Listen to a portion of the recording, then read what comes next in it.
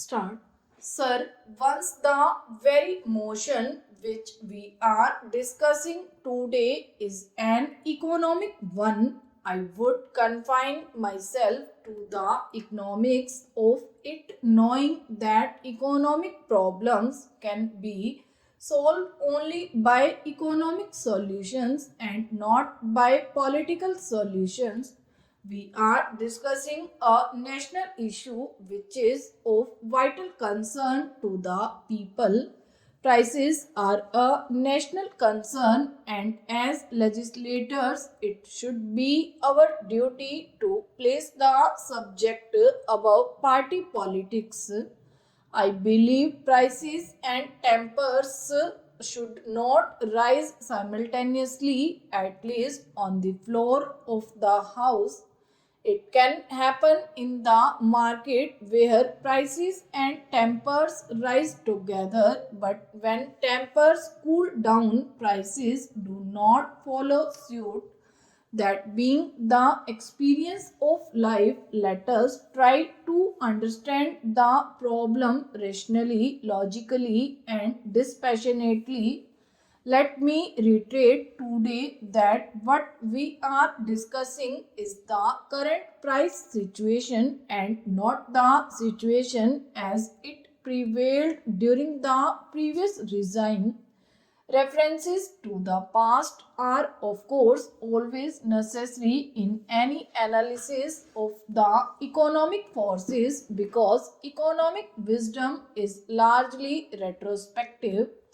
But let us not be bogged down in mutual recrimination because we want this debate to generate more light than heat, and that I hope that is the desire of everyone participating in it, but that has not been the trend so far. When we discuss the trend in the current prices, we have to remember the positive indications. It is a fact that the annual rate of inflation in terms of the wholesale price index has come down progressively from 22% in January 1986 to 14% in the January 1997 and further to 10% in August 1997. I am afraid I have to give some figures because we have here distorted figures, and I would like to correct the position. In August last year, the wholesale price index had risen by 12% over that of the previous year, but on August this year it rose only by 6%. Here, I am not understanding the fact that the rate of inflation in the country is still high, and even downward percentage changes in the rate of inflation cannot conceal the fact that they are indeed growth upon growth. The finance minister said this year that the prices would soon hit a plateau, but hitting a plateau is not enough. We have to ensure that after reaching a plateau, the prices actually slide downhill. I shall not extensively dwell on the contributory factors of price rise because, as I said earlier, this is no occasion for mutual recrimination. But if one objectively analyzes the factors responsible for the massive price rise, I am sure many of you members sitting in the opposition will agree with me that you cannot evade responsibility for this entirely.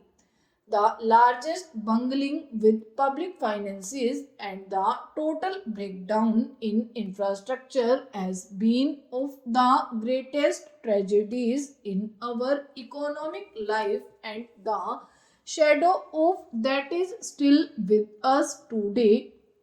I shall also not go into the global factors such as the progressive rise in the prices of crude and also rise in the prices of other commodities which we have to essentially import.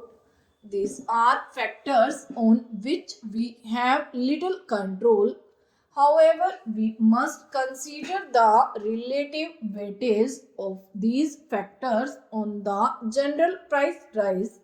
The changes are already visible during the current financial year.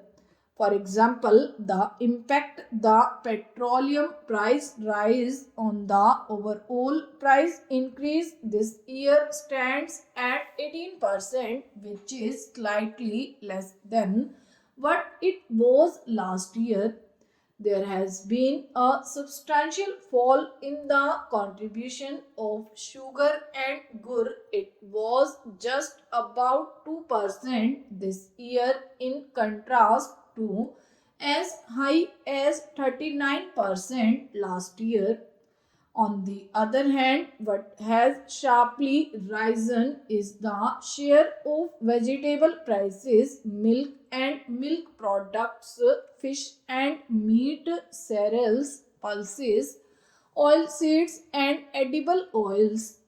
On the whole, it has followed a pattern. Whatever is subject to seasonal variations has become scarce and therefore dear. I am prepared to put it down to climatic factors to some extent, but at the same time, I must request the Honorable Finance Minister to enlighten us on this as to why there has been a failure in poultry and dairy sectors. Even butter today has disappeared. It is scarce in Delhi and in other cities too. We would like you to enlighten us as to why such a situation has arisen. There are other confusing issues. We are told by the Agriculture Ministry that there has been a good sugarcane crop this year. If that has been so, why are we importing 2 lakh tons of sugar this year? We are fortunate that the Agriculture Minister is sitting here. I would like him to enlighten us on this point. I hope that Finance Minister will bridge this small information gap. Let me go to the main strategies that are being applied by the government